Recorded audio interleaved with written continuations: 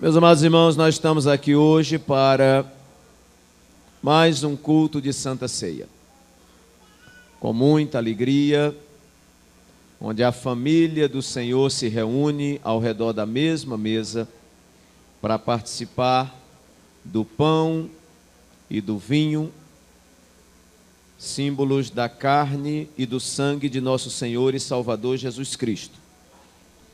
E a nossa ceia é uma ceia memorial, onde nós trazemos à memória o sacrifício do Senhor na cruz do Calvário, onde nós paramos e fazemos uma reavaliação pessoal, como nos encontramos nesta caminhada para os céus, e onde trazemos à memória as palavras de esperança do Senhor Jesus Cristo, de que um dia Ele voltaria e nos levaria para si mesmo, para que onde Ele estivesse, nós estivéssemos também juntamente com Ele. Então, o dia da ceia é um dia em que nós vamos ao passado, onde nós avaliamos o nosso presente e onde nós certamente projetamos o nosso futuro. Glória a Deus. Meus queridos, o texto que eu li nesta noite, e tanto quanto lhe seja possível você deixá-lo aberto, Lucas capítulo 24, conta a história de dois discípulos no caminho de Emaús.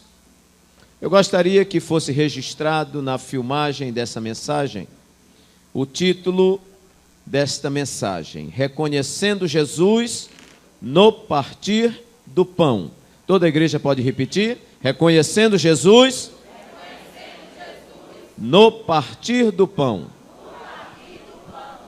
Muito bem, queridos, quando nós vemos essa história, e somente Lucas registra desta forma bem detalhada, apesar de Marcos fazer uma referência lá em Marcos 16, 12 a 13, mas não é tão detalhada como ela está aqui no Evangelho segundo escreveu Lucas. Talvez Lucas, por ser aquele que mostra Jesus como o Filho do Homem, ele traga detalhes mais interessantes com respeito à humanidade de Jesus. Você vai para o Evangelho de João, João trata Jesus como Filho de Deus, Mateus como Rei dos Judeus, Marcos como Jesus o servo, mas Lucas ele retrata Jesus como o Filho do Homem. E que bom destacar que apesar de Jesus ter descido do céu, deixado a sua glória por um pouco de tempo, ele, na sua soberania, resolveu se auto-reduzir, se auto-limitar para cumprir, com aquilo que estava previsto por Deus, desde a fundação do mundo. Muito bem, então Lucas retrata a história de dois homens que estavam se afastando de Jerusalém para Emaús, uma aldeia que distanciava-se de Jerusalém cerca de 12 quilômetros. E a Bíblia diz que eles iam falando entre si de tudo aquilo que havia sucedido. O comentário deles era sobre tudo aquilo que havia acontecido com Jesus, porque Jesus, àquela altura, já era alguém famoso. Jesus já não podia andar publicamente. Marcos diz que eles não tinham tempo para comer pão. Marcos também vai dizer que a multidão espremia Jesus. Marcos também vai dizer que Jesus entrou numa casa e ele ensinava a palavra e nem nos lugares junto à porta cabiam. Tamanha era a quantidade de pessoas, a multidão que assediava Jesus para ouvi-lo. Muito bem. E muita gente acompanhou Jesus e depositou nele toda uma esperança, irmãos. E afinal de contas, este homem, mesmo sendo filho de Maria, uma camponesa, e de José, um carpinteiro, mas ele se destacara no seu ministério. Ele não falava como os fariseus falavam, Porque a Bíblia diz que ele falava com autoridade. Soldados do templo disseram assim: olha, nós não prendemos o homem, porque ninguém nunca ouviu alguém falar como ele fala. Então Jesus falava com autoridade, Jesus falava com certeza na sua fala, né? Então, um homem extraordinário, um homem que dava vista aos cegos, fazia com que o mudo falasse, o surdo ouvisse, leprosos, irmãos, eram curados. Jesus dizia: olha, vão, se mostra ao sacerdote, no caminho os camaradas ficavam limpos. Então, daqui a pouco começaram a ouvir e ver o que Jesus fazia, e eles diziam: um grande profeta se levantou entre nós e Deus visitou o seu povo. E aí, irmãos, um monte de judeu começou a acompanhar Jesus. Até os zelotes, que eram considerados terroristas daquela época, começaram a acompanhar Jesus. Publicano, pecador, fariseu, a multidão era grande. Mas de repente, quando eles imaginam que Jesus vai se levantar como o Messias, com uma espada, como o rei Davi, Jesus se entrega para morrer. E morre de uma morte, irmãos, humilhante, porque Jesus estava seminu, pendurado numa cruz, entre dois ladrões. E aí todo mundo que olhava dizia: mas meu Deus, nós apostamos tudo nesse homem, deixamos nossas profissões, deixamos nossa casa, deixamos familiares, abandonamos tantas coisas, deixamos tanta coisa para trás, e agora estamos vendo esse homem pendurado numa cruz. E aí, irmãos, cada um tomou seu rumo. Não, esse não é o Messias, não é possível.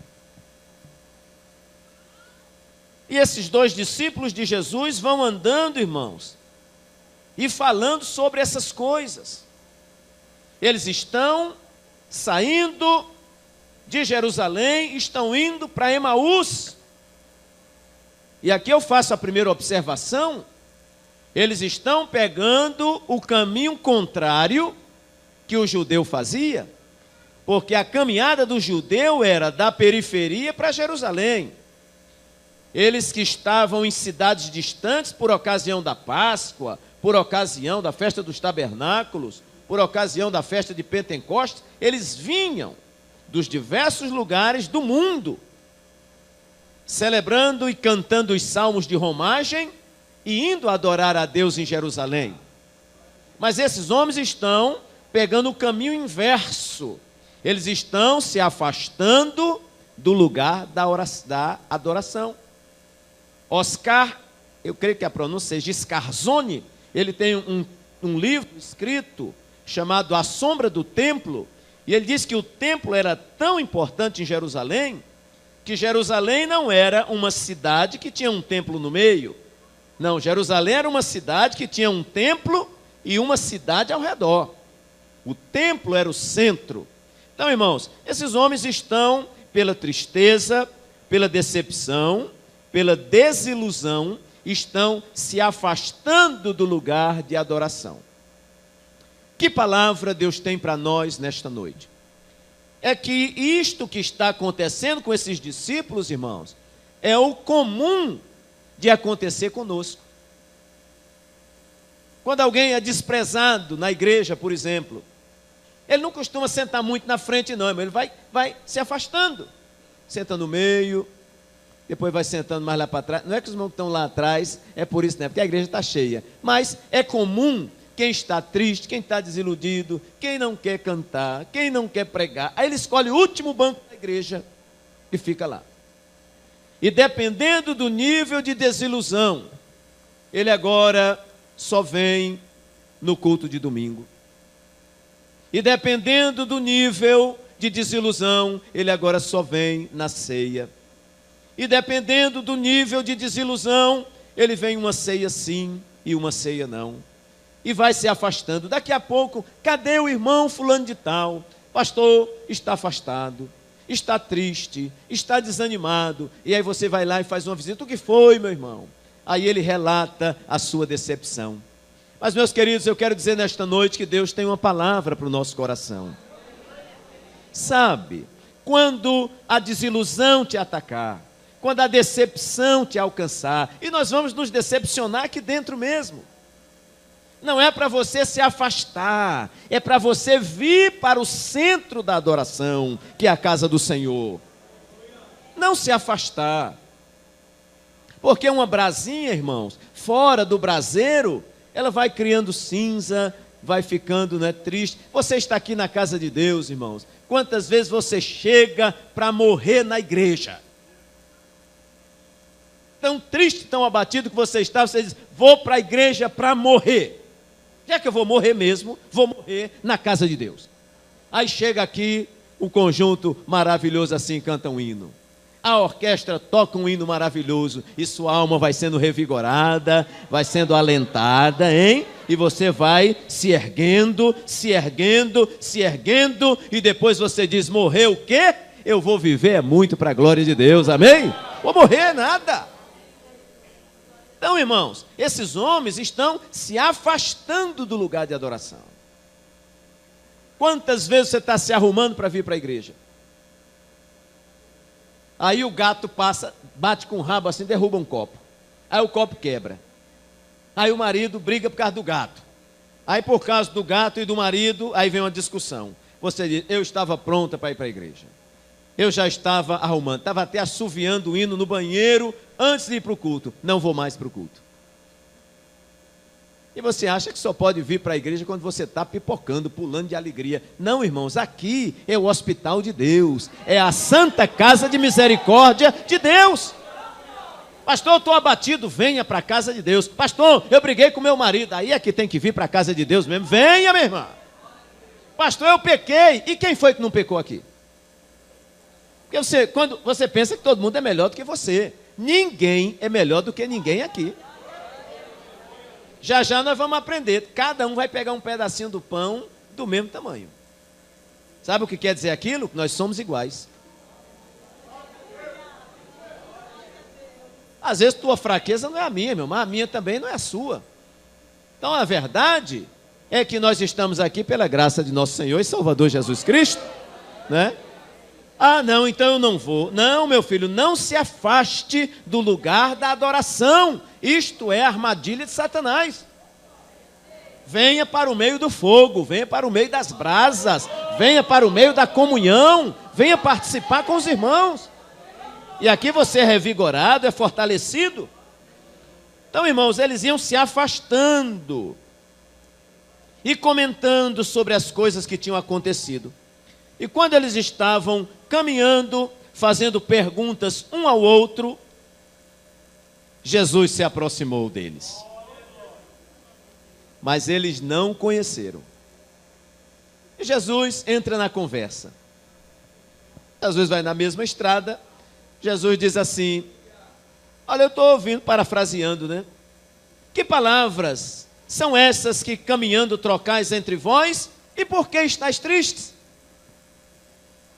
Eles disseram assim, és tu só peregrino em Israel ou em Jerusalém e não sabes as coisas que têm acontecido? O senhor não assistiu o Jornal da Gazeta, não? O senhor não leu o jornal, não? O senhor está desatualizado? O senhor não entrou na internet, não? E o senhor não viu o que aconteceu aí? Um certo Jesus, que foi varão, profeta, poderoso em obras e em palavras diante de Deus e de todo o povo. E como os principais dos sacerdotes e os príncipes o entregaram à condenação de morte e o crucificaram. E nós esperávamos, não me esperando mais, nós esperávamos que fosse ele o que remisse a Israel. Mas agora com tudo isso, é hoje já o terceiro dia que essas coisas aconteceram. E você não está sabendo disso? Aí Jesus, irmãos, diz assim, honestos e tardos de coração. Oh, homens incrédulos. E Jesus começou, irmãos, a percorrer as Sagradas Escrituras e mostrar o que havia de acontecer com o Messias. E foi falando, e eles foram achando aquela palavra gostosa de ouvir. E foram ouvindo, até que chegaram a Emaús. Mas o que me chama a atenção aqui é que esses homens estão falando sobre Jesus. Jesus está no meio deles. Jesus está falando sobre as Escrituras com eles. O coração deles está ardendo, mas eles não conheceram Jesus. Aqui está, irmãos, a gravidade maior da situação. Eles não conheceram Jesus, não reconheceram Jesus. E quando eu lia isso, me veio uma palavra ao coração. Nós precisamos ter cuidado para não estarmos tão revestidos da religiosidade a ponto de não reconhecermos Jesus. Pode ser que eu tenha Bíblia, pode ser que eu tenha uma indumentária evangélica, pode ser que o meu coração arda e eu diga até glória a Deus e aleluia. Pode ser que Jesus esteja do lado, pode ser que Jesus esteja falando comigo, irmãos, e eu não o reconheça. É grave. Há um clamor para que a igreja do século 21 volte a buscar mais a Deus e se aproximar mais de Deus.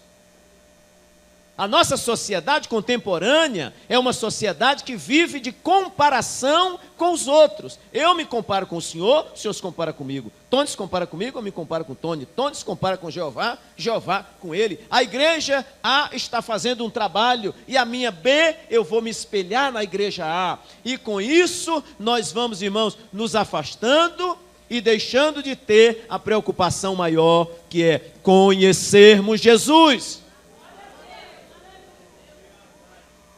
A vitória desse grupo não são os ensaios. A vitória desse grupo é se cada irmã, na sua individualidade, procurar buscar conhecer mais a Deus. A vitória dos obreiros aqui não está, nos nossos cursos teológicos, na nossa prática religiosa na igreja, mas na nossa busca constante de conhecer a Deus. Pastor, mas obreiros já conhecem a Deus? Nem sempre. Nem sempre. Tem pastores que não conhecem a Deus, irmão. Presbíteros que não conhecem, diáconos que não conhecem, auxiliares de trabalho que não conhecem a Deus. Tem paletó, tem Bíblia, tem uma fala, gospel, mas não conhecem Jesus. Havia uma situação grave. Eles não reconheceram o seu Jesus. Apesar de tudo isso que acontece, Jesus chega a falar sobre tudo que aconteceu com ele, mostrando as Escrituras, e eles, irmãos, longe, distante, porque quando nós estamos, irmãos, abatidos, quando nós estamos decepcionados, quando nós estamos amargurados com alguém, a gente deixa de enxergar muito de Deus. Num culto, a palavra de Deus é explanada, os cânticos, e a pessoa diz assim: eu não vi nada, eu não senti nada, porque ele está preso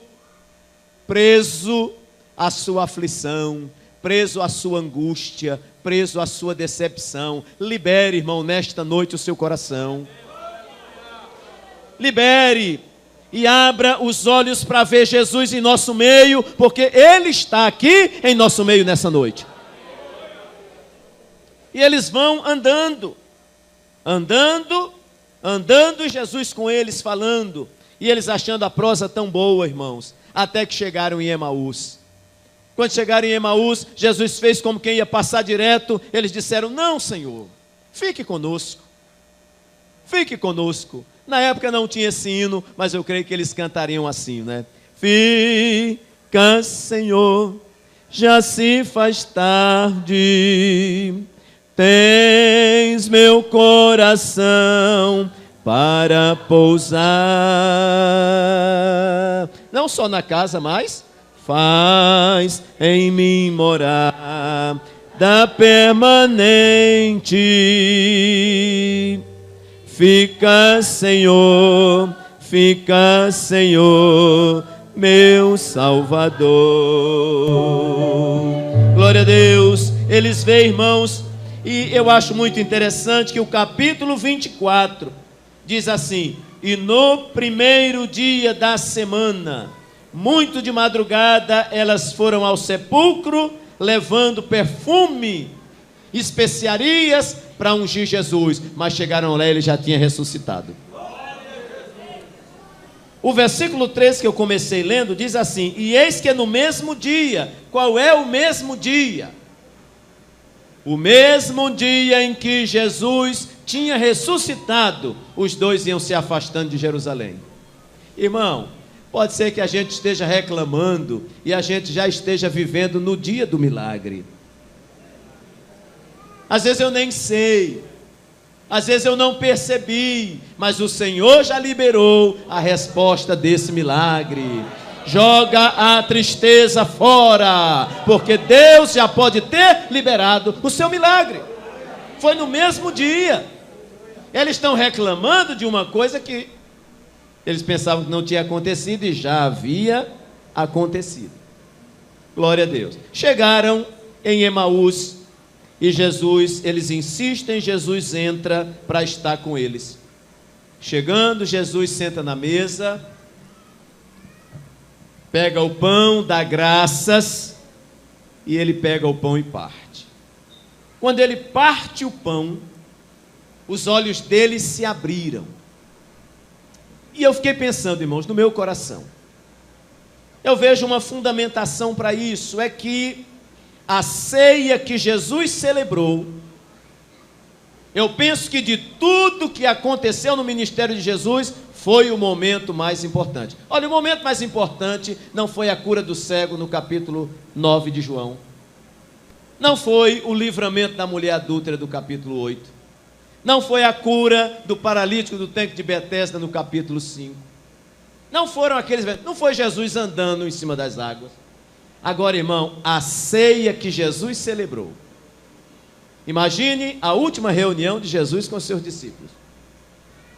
Porque eu não sei qual vai ser a última noite que eu vou jantar com a minha família. Eu não sei. E ninguém aqui sabe. Se a gente soubesse que aquela era a última noite que você ia jantar com a sua família. Mas Jesus sabia. E Jesus senta com esses homens. E eu creio que Jesus não deixou nada de importante, de fundamental para a carreira cristã, que ele não sintetizasse na ceia. Não, eu não acredito. Eu acredito que tudo ali tinha altíssimo nível de significado. Bom, porque a ceia impacta tanto o coração dos discípulos, a ponto de em qualquer lugar que eles estivessem, que visse um pão partindo, ceia. Porque a ceia, irmãos, foi um momento de altíssimo nível, um momento muito elevado para a vida cristã. Porque, primeiro, a ceia foi um momento onde Jesus colocou uma mesa, um pão, e acredito que 13 homens com ele ao redor da mesa. Quem estava na mesa? Aí é que é interessante. Eu colocaria meus amigos. Eu não vejo ninguém levando intrigado para comer na casa dele.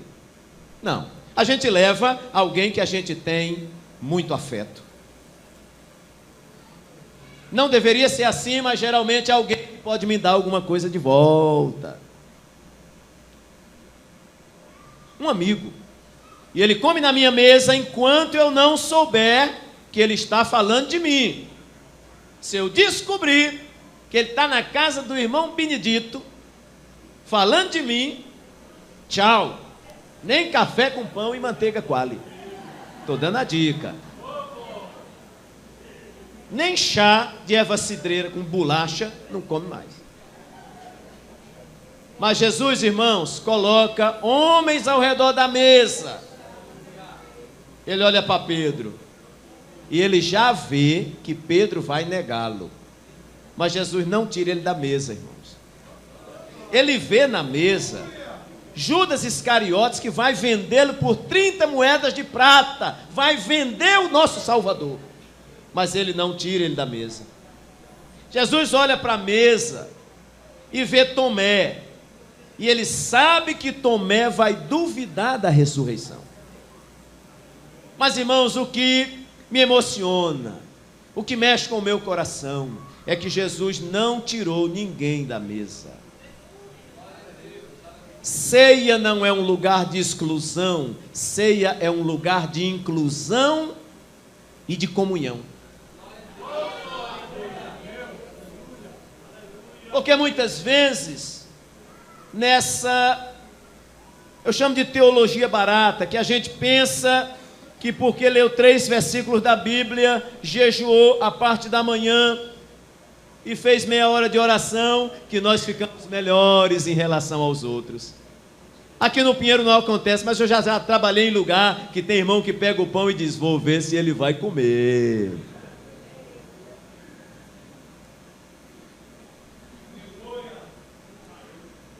Pastor, por que ela está participando da ceia? E eu sei lá. Pergunte a ela. Então, meus irmãos, dá uma olhadinha assim, quem está do lado direito, quem está do lado esquerdo. Você conhece ele, sabe o nome? Dá uma olhadinha assim, quem é. Se não falou com ele, tem um minutinho para você bater na perna e dizer: a paz do Senhor, meu irmão. A paz do Senhor, glória a Deus. A paz do Senhor, a paz do Senhor aí. Minha orquestra bonita aí, a paz do Senhor. Se der tempo olhar para trás, tem gente também. Dá uma olhadinha e diga: a paz do Senhor, meu irmão. Hein? Glória a Jesus, paz do Senhor, meu irmão. Já lhe abracei, né? Paz do Senhor. Olhou? Decorou quem está do lado esquerdo e do lado direito? Ele nem é melhor, nem é pior do que você. Glória a Jesus, é tudo igual. Então hoje nós somos convidados para estar à mesa. Independentemente de quem eu sou e de quem você é, porque quando Jesus me salvou, já sabia quem eu era. Já sabia. E ele não exclui ninguém, todos estão ao redor da mesma mesa. E isto deve ter impactado o coração dos discípulos. Mas Jesus chamou essa turma toda aqui, todo mundo. Irmão, cear na mesa. Eu tinha um amigo que ele sempre dizia: ô Walter, quando a pessoa chega na mesa da cozinha, é sinal de comunhão. Visita que não é de muita comunhão, fica no sofá da sala.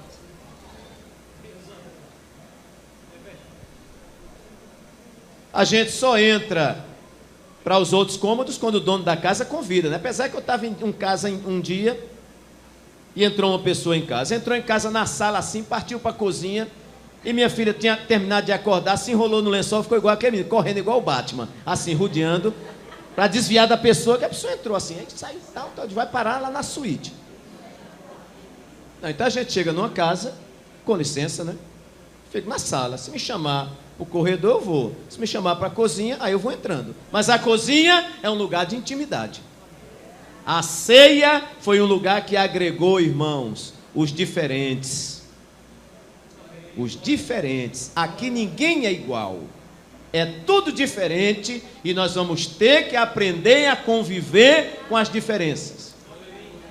Tem gente que não fala nada. Nada. Tem outros que já tem uma língua maior, fala mais. Tem gente, irmão, que você pode sacudir, balançar, ele não briga. Mas tem gente que se você, sem saber, pisar na unha, Terceira Guerra Mundial está instalada. Sem ver, porque se você ver e pisar, é a Quarta Guerra Mundial. Tem de todo jeito. Tem gente que compra, diz que vai pagar domingo, no sábado ele está na sua porta. Não, olha, eu quero acertar logo isso aqui. Mas é só domingo. Não. Chegou o dinheiro, toma aqui. Tem gente que só misericórdia.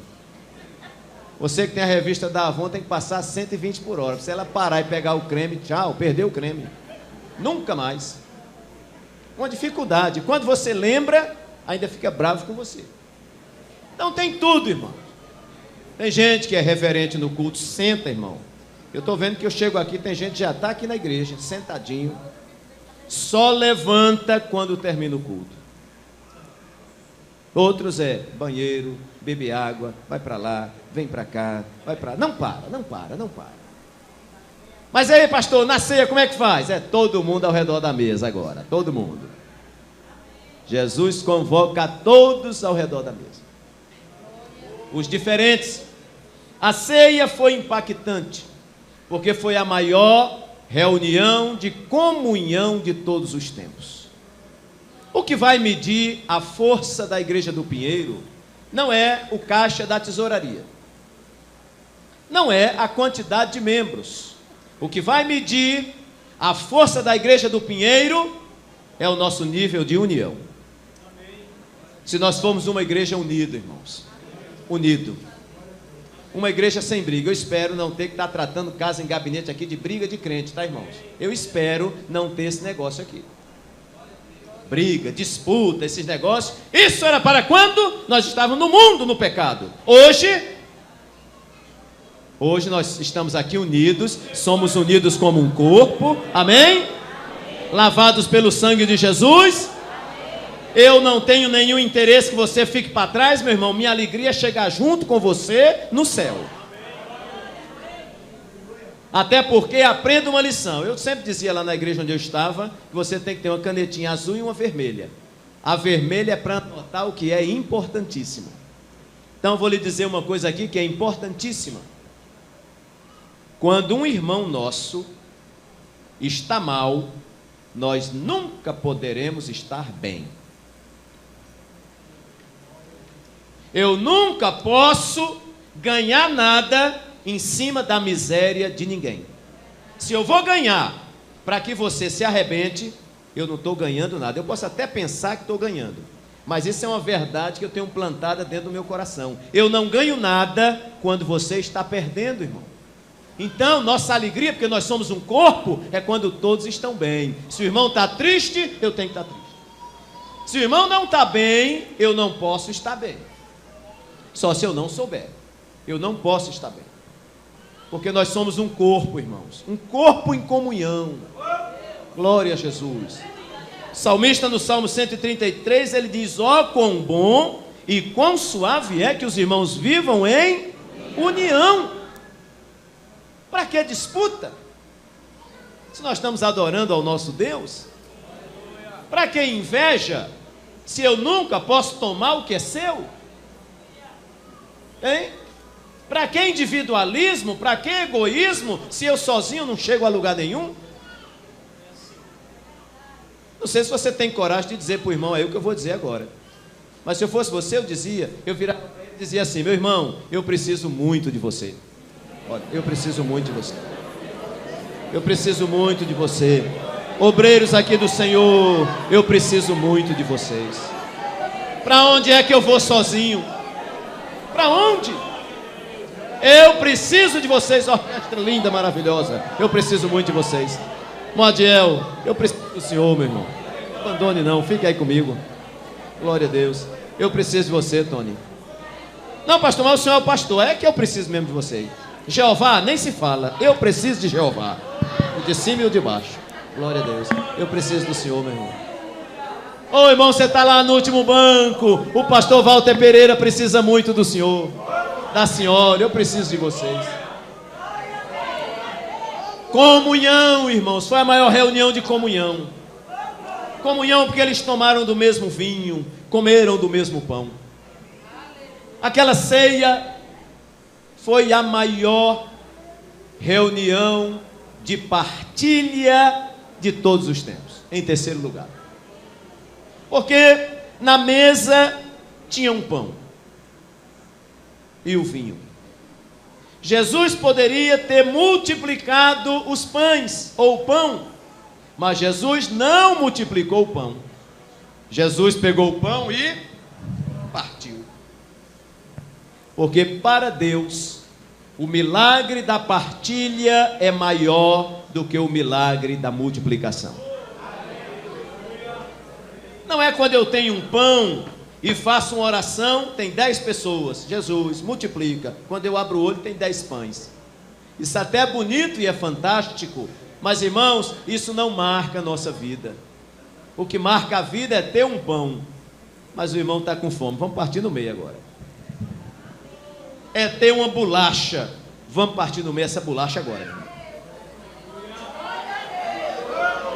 Amém? É não ter, irmão, como dizia o nosso pastor, saudoso pastor Zeneco, é dar sem ter para dar. É quando eu tenho só um pouquinho, irmão, e chega alguém que precisa, eu digo, vamos partir aqui, irmão. Se morrer, morre o senhor aí, eu morro aqui também, cada um com um pedacinho. Mas é incrível, esse pedacinho vai alimentá-lo e vai te alimentar e você não vai ter fome. Glória a Deus. Jesus pega o pão e parte. Mas essa partilha, irmãos, não é só pão. Essa partilha é a nossa vida. Porque há momentos que nós estamos tão vazios, ou pensamos que estamos vazios, que nós nos escondemos. E aí nós nos escondemos na nossa casa. E às vezes dizemos assim, se o pastor Walter viesse aqui hoje, para orar por mim, para me tirar dessa aflição. Quando você está no meio da oração, aí na porta, glória a Deus, pastor Walter chegou. Quando você abre a porta, é outro pior do que você. Diz, minha irmã, vim aqui para a senhora fazer uma oração por mim. Aí você vira assim e diz, Jesus, eu não tenho nem para mim. Como é que eu vou fazer essa oração? Jesus, nem para mim. Não, irmã, mas eu vim aqui, que eu estou morrendo aqui, estou numa enfermidade tão grande. Aí você faz aquela oração para se livrar da pessoa. Estende a mão quando faz a oração, Jesus cura. Aí você diz, mas eu pensei que a botija estava vazia, ainda tinha um pouquinho para dar para os outros? O Senhor Jesus fala nesta noite, irmãos, você nunca vai estar tão vazio que não tenha algo para distribuir com alguém. Amém? Nunca vai estar tão vazio.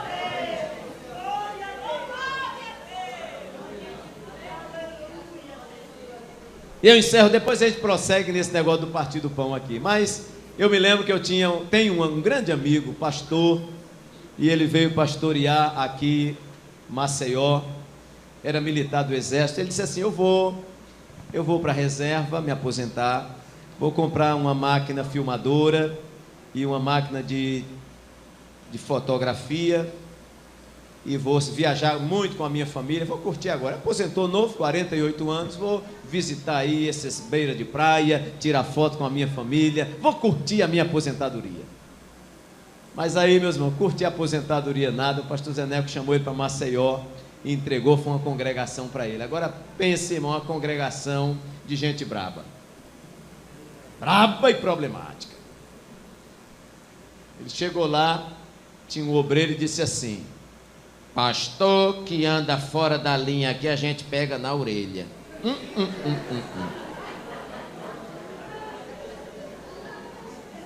O pastor disse, agora eu estou aprumado, como diz a história. Aí ele deu lá a resposta dele lá para aquele obreiro. E aí, irmãos, começou a lidar com muito problema. E sei que um dia assim ele se arrependeu desse negócio. Ele sabe o negócio, esse negócio de ficar pastoreando igreja, tendo problema com gente. E igreja é lugar de problema mesmo. Sabe de uma coisa? Eu acho que eu vou parar. Aí foi para a beira da praia, sentou num banco daquele, ficou olhando para o mar à noite, afrouxou o nó da gravata, tirou o paletó, se desfigurou, os cabelos arrepiados, ficou olhando para o mar. Aí disse, Jesus, o que foi que eu vim fazer aqui? Tinha tanta coisa para fazer, tirar retrato com a minha família, curtir. Eu estou precisando de dinheiro, não estou precisando de posição, estou precisando de cargo. O que é que eu estou fazendo aqui, Jesus? Aí quando ele olha assim para a esquerda, vinha um bêbado, que aquela calçada ali da beira da praia estava estreita. Ia num canto e ia no outro, ia num canto e no outro. Aí vinha, chegou perto dele assim, ele sentado no banco e disse, pastor, ore por mim, pastor. Ele disse, oh meu Deus. Cheiro de gasolina subiu, né? Aí ele colocou a mão assim na cabeça do indivíduo e fez aquela oração para se livrar, irmão. Jesus, olha, abençoa essa criatura, salva, livra dos vícios e tudo mais e tal. E amém! Aí o bêbado olhou para ele e disse: foi para isso que você veio para cá.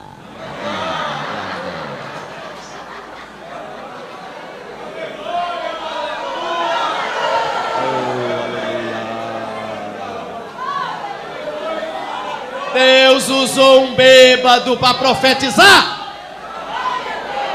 e mostrar para aquele pastor que ele pensava que estava vazio, mas ainda tinha muito para dar. Glória a Jesus.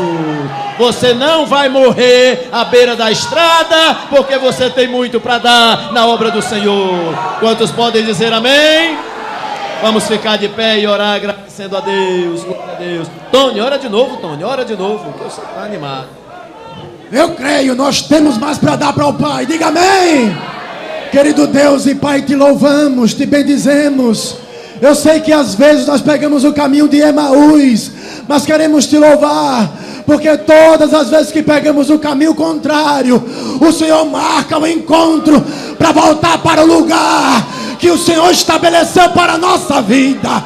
Queremos te louvar porque sempre haverá azeite na botija, sempre haverá provisão, sempre haverá milagre, sempre haverá o teu consolo.